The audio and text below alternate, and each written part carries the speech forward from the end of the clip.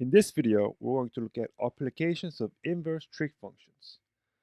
So objective of this video is be able to apply arcsine, arccosine, and arctangent function in a given scenario. So let's look at some examples to see how we can apply inverse trig functions in a given scenario. So let's look at this problem. A boat is being pulled into a marine's mooring by a cable attached to a winch as shown in diagram below. So here's the picture right here. A dockhand would take the boat by the bow and pull it to the slip once it reaches the dock. The winch line has markings on it so that anyone looking at the winch can tell how much cable is out. So essentially we can tell how much cable is out by looking at the winch right here. If the angle to the boat gets too great, it will tear the cleat, which is the place where the cable attaches, of the boat right here. So Bernard, the boat owner, needs to know this angle the cable makes with the horizontal at every moment so that the boat is being towed. So essentially what the scenario is, the owner needs to know what is this angle should be. Okay. And of course this length also changes depending on the angle, also depending on how much of the cable the Bernard let it go. Right? So the question is, define a function that will allow Bernard to use his calculator to get the cable's angle with the boat simply by entering the length of the cable as input into this function. So since we're not using calculator in our class, it is sufficient enough for us to just define the function. So here we have to relate these coordinates, this angle right here, and these two lengths. And this 10 feet right here can be thought of as written right here as well, same height. So how can we relate these three lengths? What we have to do is we relate arc, sine. What goes in the arc sine? Inside is the actually sine value. Sine value here will be 10 divided by L. So 10 over L. So this will give us a certain angle. So if Bernard puts the length L here, it will give us a certain angle. So this is the function. So this is a typical example of how we can apply inverse trig function to give a scenario.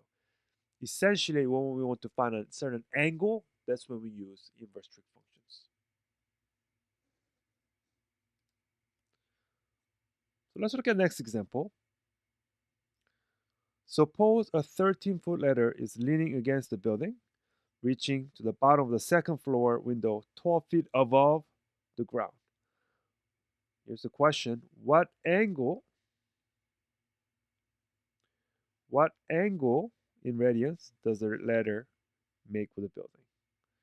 So in general, in this kind of scenario problem, it's helpful to draw a picture. So suppose here's a building, and it says the ladder is 13 foot. So leaning against like 13 foot right here. And it says that this height right here is 12 feet above the ground. So 12 feet above the ground, because here supposedly the second floor, right above the bottom of the second floor window. So 12 feet right here. The question is, what is this angle in radian? Again, we're not using calculator in our class, so it is sufficient enough for us to just express using inverse trig function. So we have to relate this angle, this length, and this length. How can we do that? We do arc sine of certain value, in this case will be 12 over 13. So this is sufficient enough. But in real life, or if this were to be a real scenario that applies to a person, we can actually type this in a calculator and get an actual measure of angle. This is about, I should say about This is about 1.17 radian, which is about 67 degrees. So knowing these two lengths, we're able to find the angle using inverse trig function. Again, I want to emphasize this is enough for our class. Just writing this is enough because the point of this is to apply inverse trig function to a given scenario. Next example.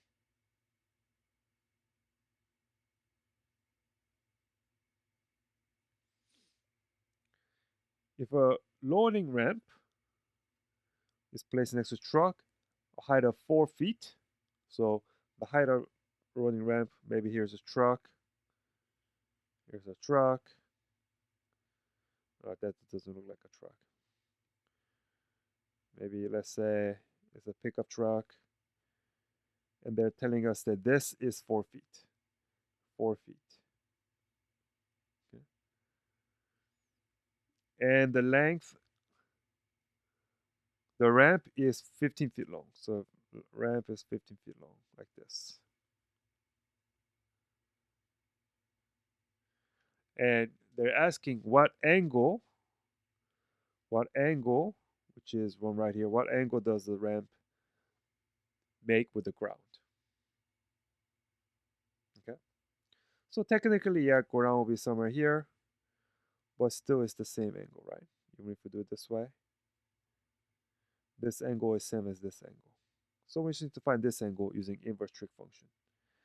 Here we're relating this angle, this one, and these two lengths. So here we use arc sine of 4 over 15. And this is sufficient enough for our purposes. But if you were to type this in a calculator, just so we can make sense out of any given situation, this is about 1.2 radian, which is about 68.9 degrees.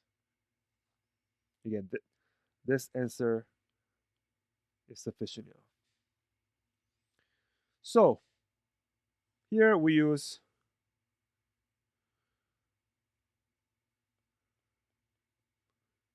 arc sine because we're relating these two lengths.